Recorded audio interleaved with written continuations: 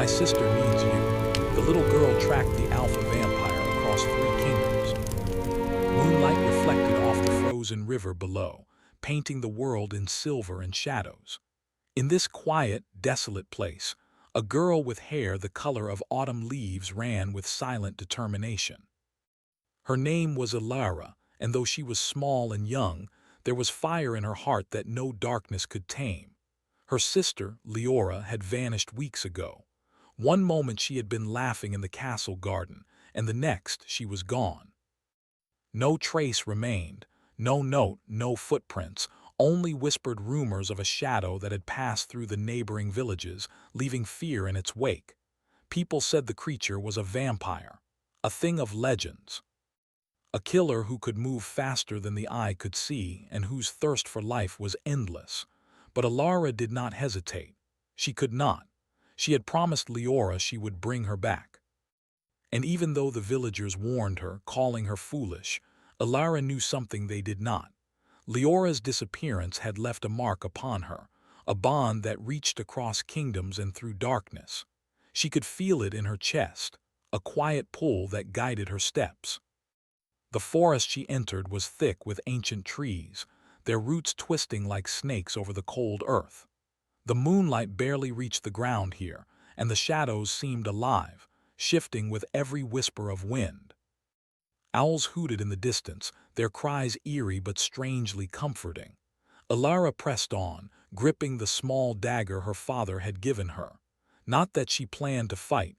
She knew no blade could harm the creature she sought, but it gave her courage. For hours she walked, her mind replaying the stories she had heard. Tales of the alpha vampire, a being who had once been human but had been cursed centuries ago. He was said to travel between kingdoms, gathering power, leaving a trail of sorrow behind. His name was whispered in fear, but the fear was mixed with something else, a strange, unexplainable awe. Elara's thoughts were interrupted by a sudden rustling nearby. Her heart jumped into her throat. She froze, listening. The leaves whispered under the wind, but there was something else, something deliberate. Then a shadow darted across the trees, swift, graceful, yet undeniably dangerous. "Who's there?" she called, her voice trembling slightly but carrying over the stillness. No answer came. Just the rustle of leaves and the distant howl of a wolf. And then the shadow returned, closer this time, moving silently among the trunks. Elara's grip tightened on her dagger. Fear prickled her skin, but it was mixed with something she did not understand, a strange curiosity, a pull that made her feet move forward even as her mind screamed to run. "Leora," she whispered, the name tasting like hope and fear on her tongue. Suddenly, the shadow stopped. A figure emerged from the darkness. Tall, lean, pale, almost glowing in the moonlight. His eyes, dark yet full of a strange sadness, met hers. He did not move quickly, but his presence was commanding. The forest seemed to hush around him. "You should not be here," he said, his voice soft, almost melodic, yet it carried weight. "It is not safe for someone like you." "I am not afraid," Elara said, though her voice shook. "You have my sister. I will find her." The figure tilted his head, studying her. A faint smile brushed his lips, not cruel, but something far more complicated. "And why should I let you?" "Because I will not leave without her," she said firmly, stepping forward despite the chill in her bones. "Even if it costs me my life." For a long moment he said nothing. Then he seemed to sigh, the sound soft and mournful, as if centuries of sorrow were contained in it. "You have courage," he said at last, "and a stubborn heart, rare qualities these days." Elara did not understand why, but his words touched something deep inside her.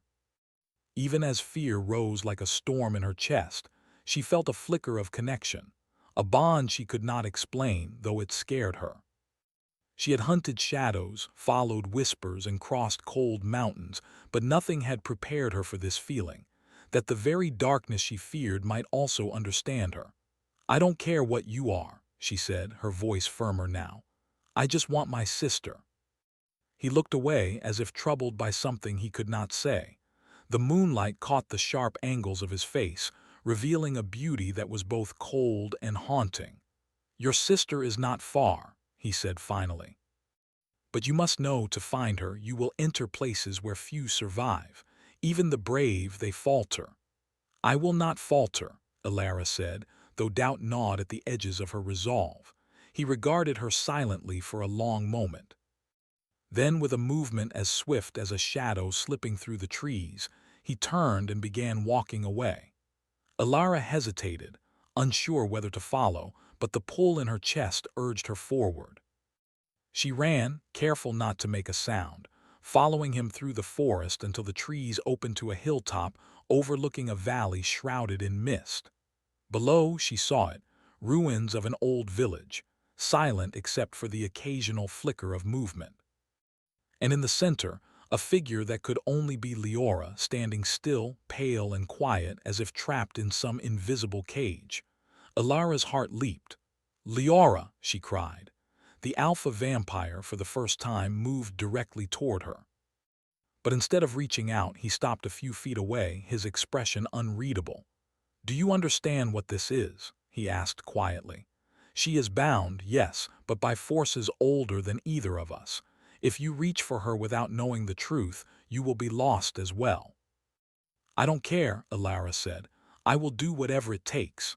He studied her then, eyes narrowing as if weighing her words, her courage, her very soul.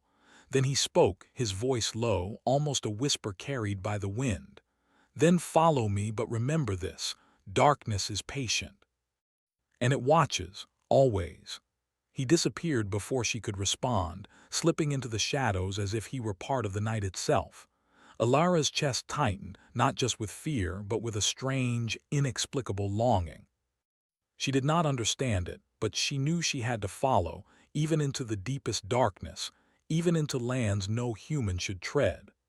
As the first snowflakes of winter began to drift from the sky, Alara pressed on, guided by something more than sight or sound. She felt it in the pull of her heart, in the steady beat that reminded her of home, of Leora, of hope. Somewhere beyond the mist and ruins, beyond fear and shadow, lay the truth, and she would find it, no matter what it cost. The night stretched long and unending, the wind carrying whispers of a world older than memory. And in the depths of that darkness, the alpha vampire watched her from afar. His eyes, shadowed yet sorrowful, lingered on the brave little girl who dared to follow him. For centuries he had known solitude, loss, and hunger, but never had he seen one who approached with such defiance and such heart. And for the first time in countless years, he felt a flicker of something almost like hope. Alara did not notice the way the shadows shifted as he vanished into them. She only saw the ruins, the cage that held her sister, and the path she would take to reach her. She would not stop. She could not stop. Every step she took was a step toward Leora, toward the truth, toward a destiny that neither she nor the vampire could yet understand. The wind rose higher, carrying with it the scent of snow and distant fire. The forests whispered their warnings, but Alara pressed on, her small frame moving like a flame against the dark. And somewhere in the night, the vampire whispered a silent promise to himself. "She does not yet know, but I will follow her as well." The cliffhanger hung over the forest like frost on the trees. The alpha vampire watched from the shadows, the pull of destiny pulling them closer together. And somewhere deep in the ruins below, Leora waited, unaware that her sister was already walking into the heart of shadows, and that the night itself had taken notice. The forest had grown darker as Alara pressed forward, guided by the pull in her chest that led her to Leora. The trees twisted and knotted together, forming walls of shadow that seemed alive. Each step was careful, deliberate, each breath quiet, as though the forest itself might hear her heartbeat and betray her. Snow crunched softly under her boots, and the cold bit at her cheeks, but she did not slow. She could not. Leora's safety depended on her courage, and on the strange, silent guardian who had appeared in the shadows. The alpha vampire, Kale, had vanished into the darkness after their encounter on the hilltop. Yet Alara felt his presence like a faint pulse in the air, guiding her path. It was unnerving, almost like following a star in the night sky, impossible to touch, yet impossible to ignore. For hours she moved silently, her senses alert to every whisper of movement, every flicker of shadow. By the time she reached the edge of a wide valley, the ruins of an old village stretched before her, empty, but for the occasional flicker of candlelight in windows long abandoned. This was the boundary of Kale's territory, a place no human dared tread. Ilara's heart pounded, but she took a deep breath and stepped forward, remembering her promise to Leora. The valley opened into a courtyard surrounded by towering walls of black stone. The structures were old, covered in moss and frost, yet they seemed alive as if the walls themselves breathed with a hidden purpose. Figures moved in the shadows, silent, graceful, and alert. Ilara's breath caught. Vampires, not like the stories, mindless beasts of hunger. These were organized, disciplined, their movements precise and deliberate. A sudden gust of wind carried a voice across the courtyard, soft but commanding. "You should not be here," Kale said, stepping from the shadows. His presence seemed to swallow the space around him, and yet there was something in his gaze that was not entirely frightening, something almost sad. "I'm here for my sister," Ilara said, her voice steady despite the chill in her chest. "I don't care who you are or what you are. She is my family, I will find her." Kale's eyes studied her, narrowing slightly. "Courage is rare," he said softly, "but so is wisdom. You are young and you know nothing of the forces at work here. One wrong step and you could be lost forever." "I don't care," she repeated more firmly. "I will not leave without her." A flicker of something like surprise crossed Kale's face. Then he moved closer, walking through the shadows with the grace of a predator and the caution of someone who had known centuries of solitude. "You speak as if you understand the world you step into," he said, "but there are rules here, powers older than kingdoms, older than you, and even older than I." Ilara did not flinch. "Then teach me," she said. "I will learn." For a moment Kale said nothing. Then he spoke, his voice barely more than a whisper carried on the wind. "Very well, follow me." She followed him through the twisting alleys of the village, past crumbling houses and frozen fountains. Shadows seemed to bend and twist around them, forming hallways that led deeper into the heart of Kale's domain. The air grew colder, heavier, as if the very essence of magic hung in the space between the stones. Finally, they reached a large hall, high and vaulted, with walls lined with ancient tapestries depicting battles, rituals, and long-forgotten kings. Figures stood silently along the edges, watching them pass. Kale's presence commanded respect, and Ilara felt the weight of centuries pressing against her small frame. "This is where the court gathers," Kale said, gesturing to the shadows that moved with silent precision. "Not all who dwell here are allies. Some serve the curse that binds me, some only follow out of fear. You will need to learn the difference quickly if you hope to survive." Ilara nodded, her throat tight. "And my sister?" she asked. Kale's expression darkened, and for a moment she saw a flicker of something human behind the cold mask. "She is alive," he said, "but bound not by chains but by something older, something that feeds on fear and sorrow. To reach her you must face the darkness without letting it take you." Ilara swallowed hard. "I can do it." Kale studied her silently. "Perhaps, but even courage cannot protect the heart from temptation or the soul from despair." The hall seemed to grow colder as Kale led her deeper into the stronghold. He moved with silent steps, his eyes never leaving her. Occasionally he would glance toward her with a look she could not interpret. Was it concern, sadness, or something else entirely? She did not know. And yet, for reasons she could not explain, she felt drawn to him, even as fear and caution screamed at her to flee. They reached a chamber at the heart of the stronghold. Inside, the air was thick with shadows, and the floor was covered in intricate patterns carved into the stone. Candles flickered in sconces, casting a warm, golden glow that did little to dispel the chill. In the center of the room, A cage of shadow shimmered faintly. Inside, Leora stood, pale and silent, her eyes wide with fear and confusion. "Alara," Kale said softly, his voice carrying a strange weight, "do you see? She is trapped, yes, but not by iron or wood. The curse that binds her is older than life, older than death. One wrong move and you could be bound as well." Alara stepped forward, her chest tight. "I will not fail her," she said. Kale's gaze softened. "You are brave," he said.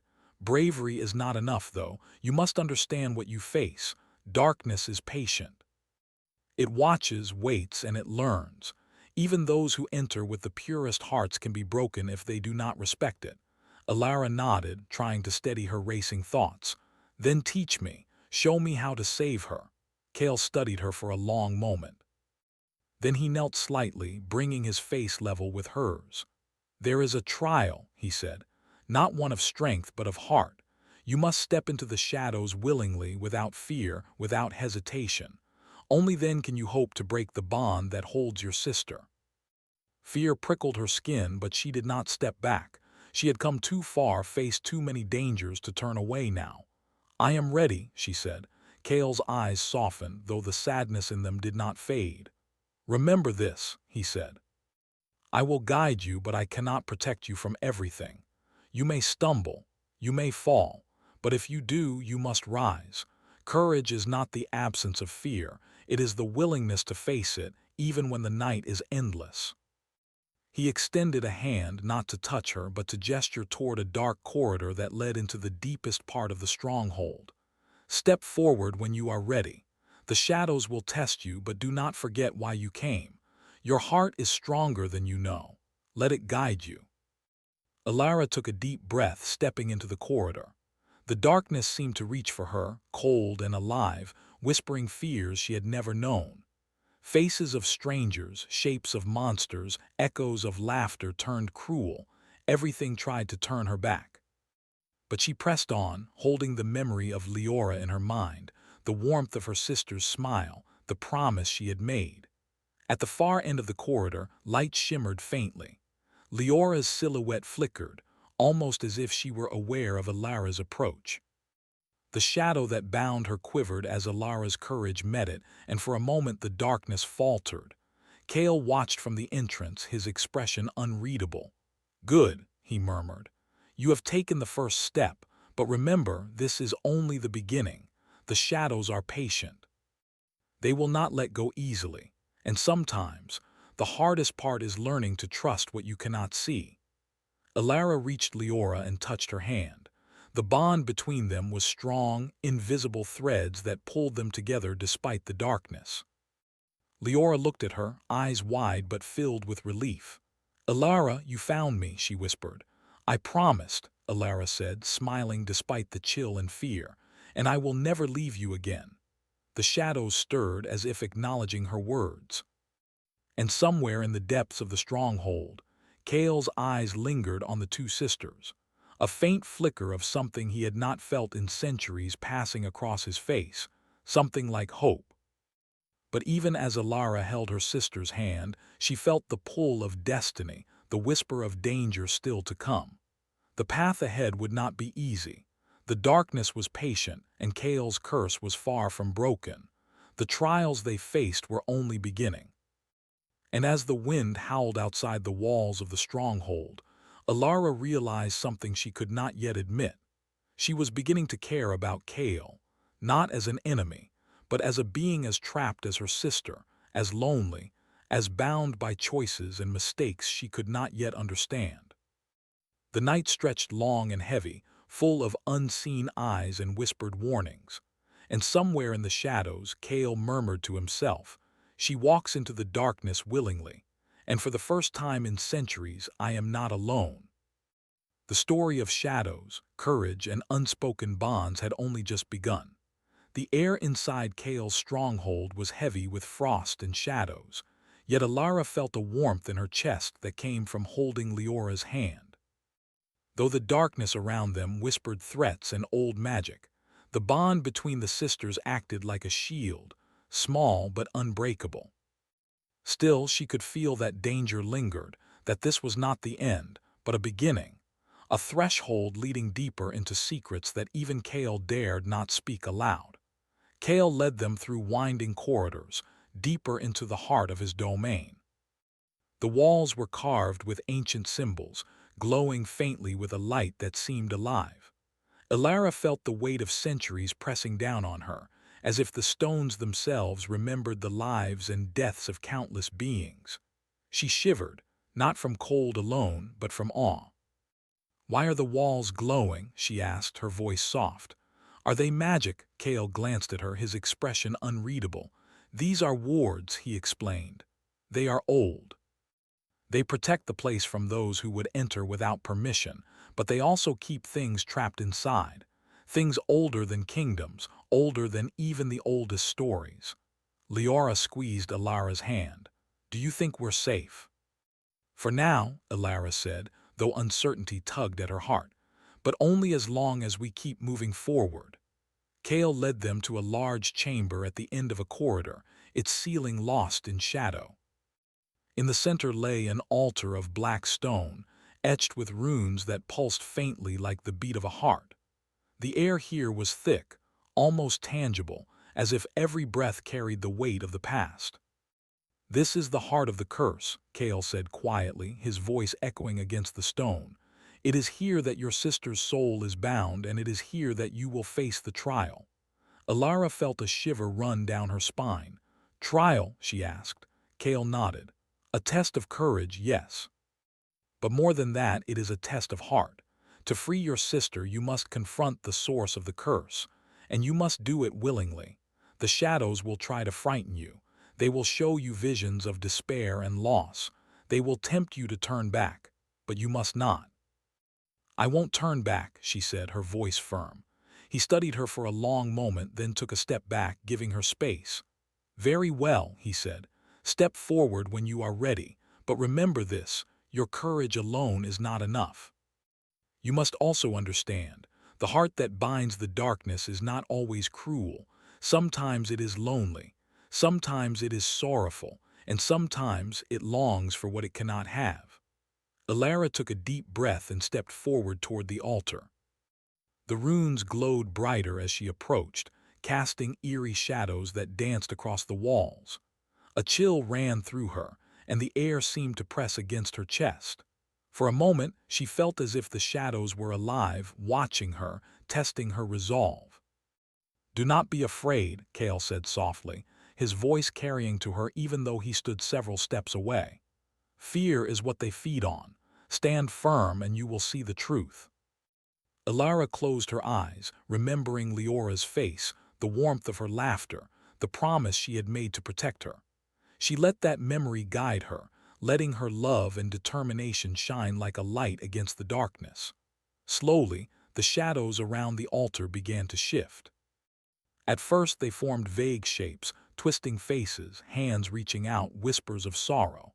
But as Alara focused, she realized the shapes were memories, echoes of Kale's past. She saw a young boy, frightened and alone, standing in a burning village. She saw a man, his heart heavy with loss, turning away from the world he could no longer belong to. And she saw Kale not as a monster, but as someone bound by grief, trapped by a curse he did not ask for. For a moment, Alara felt a pang of empathy. She understood that the shadows were not evil. They were the weight of Kale's sorrow, the remnants of centuries of pain. And if she could reach the heart of that sorrow, she might free not only her sister, but perhaps even Kale himself. She stepped closer to the altar, letting her hand hover over the glowing runes. The shadows swirled faster, trying to pull her back, but she held firm. "I will not leave," she said aloud. "I will face the darkness and I will save my sister." The shadows hesitated as if considering her words. Then a new vision appeared, a vision of Leora trapped in a dark cage, reaching for her with eyes full of fear. Alara's heart ached and she cried out, "I'm coming, Leora, I will save you." A figure stepped out of the darkness beside the altar. Kale. But this Kale was different, older, weary, his eyes shadowed with sorrow. He did not speak, only extended his hand toward the altar. "Trust me," he said quietly. I cannot break this alone, you must help me. Alara hesitated, then took a deep breath and placed her hand on his. The warmth of his touch surprised her, spreading through her like sunlight in winter. Together, they focused on the runes, willing the shadows to reveal the truth. The darkness resisted at first, swirling violently, echoing cries of despair, visions of failure, of loss. But Alara's courage, combined with Kale's sorrow and desire for redemption, formed a light that pushed the shadows back. Slowly the cage around Leora began to shimmer, weakening with each heartbeat. "You can do it," Kale whispered. "Do not let the darkness claim you." Alara closed her eyes, letting love guide her.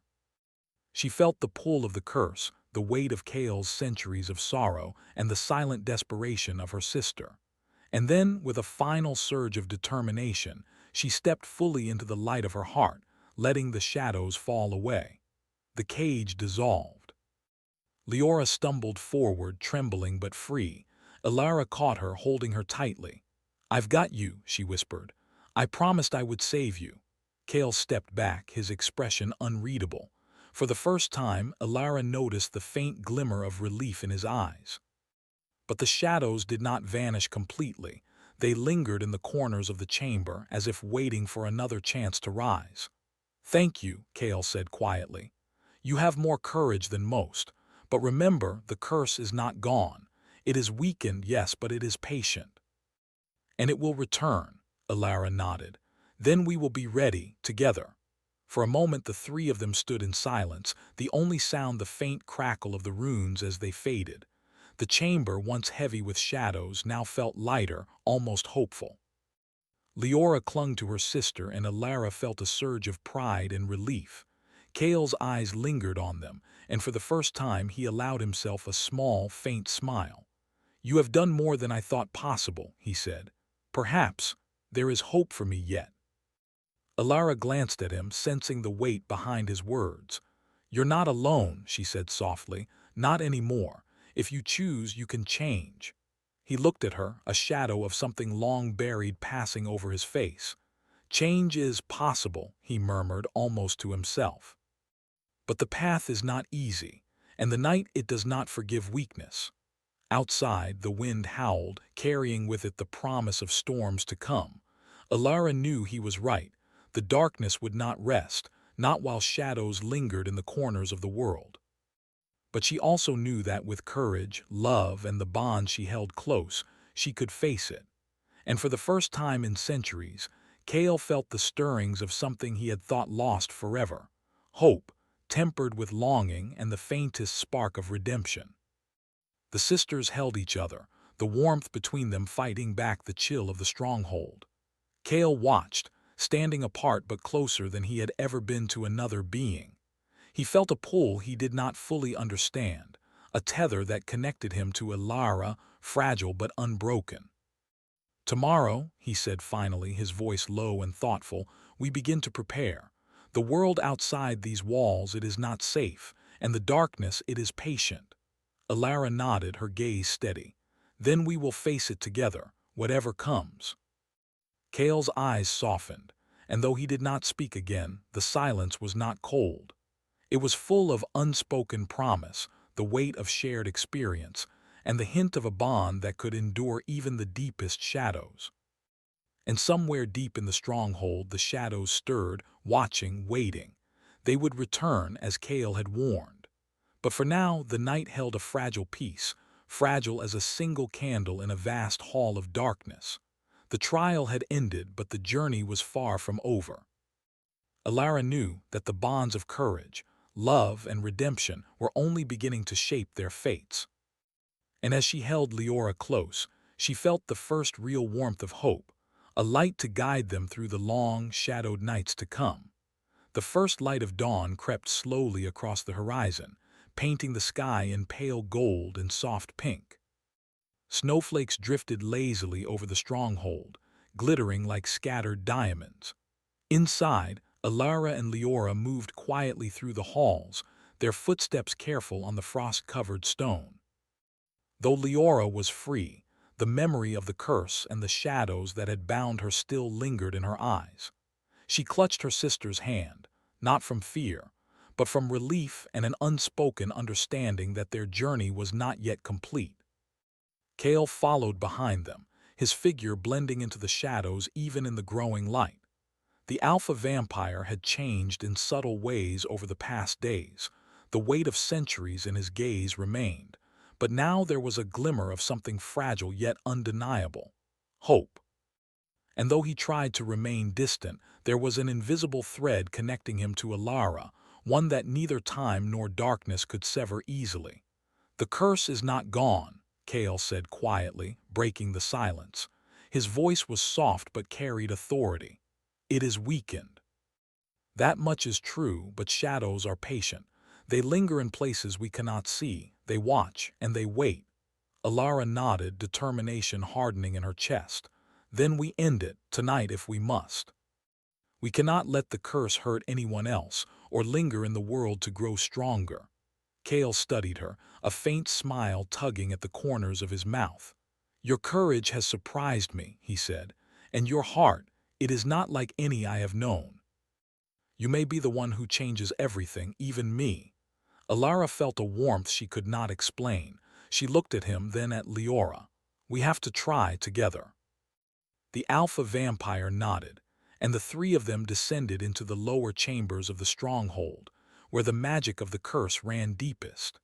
The walls were covered with ancient runes that pulsed faintly, a rhythm like the beating of a heart long trapped in shadow. The air was colder here, heavier, carrying the weight of old sorrow. "This is the origin of the curse," Kale said. "It was born from loss, grief, and anger long ago. My ancestors chained it to the world, hoping to contain it.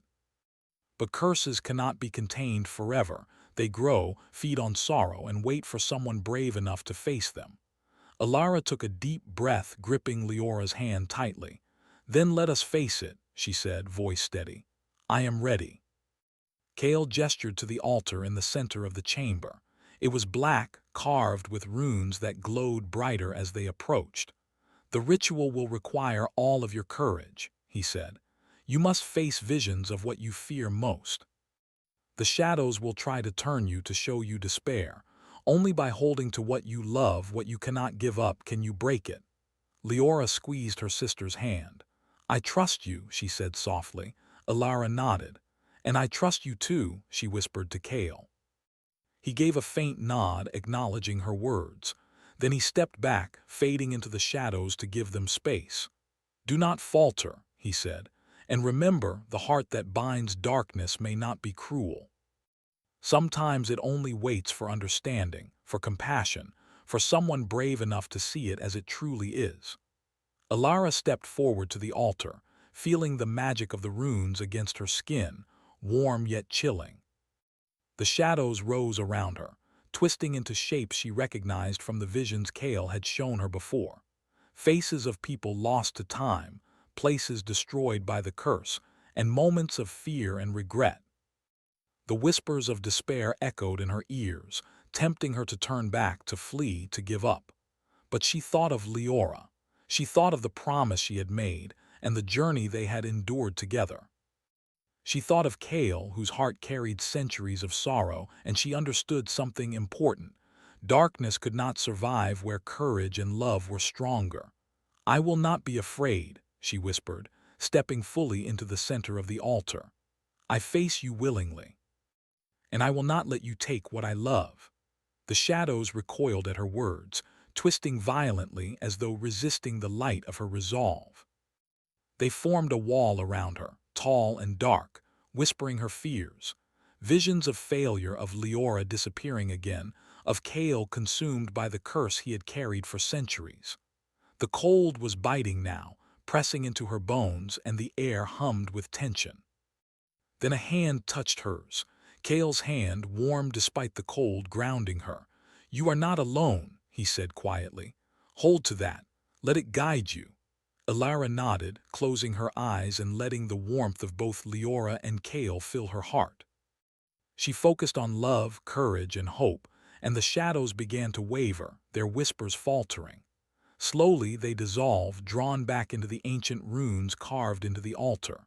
Light spread through the chamber, soft but steady, banishing the darkness piece by piece. Leora stepped forward, placing her hands over the altar. "Together," she said, voice steady, "we can do this together." Alara smiled, tears prickling at the corners of her eyes. "Yes, together." The final pulse of shadow resisted for a moment, a last flicker of sorrow and longing, and then it shattered like glass. The air shifted, lighter, warmer. The curse that had bound Leora and Kale's heart was broken. Kale sank to his knees, staring at the runes. "It is done," he whispered, almost disbelievingly. "At last it is done." Alara rushed to him, helping him to stand. His shoulders relaxed, and for the first time in centuries, the heavy weight of sorrow seemed to lift from him. He looked at her, a mixture of gratitude and something deeper passing through his gaze. "You saved her," he said quietly, "and perhaps you saved me as well." Alara shook her head. "No," she said softly. "You saved yourself when you let me try. I just gave you the chance." Kale smiled faintly, a shadow of warmth in his eyes. "Then perhaps there is hope for me yet," he murmured.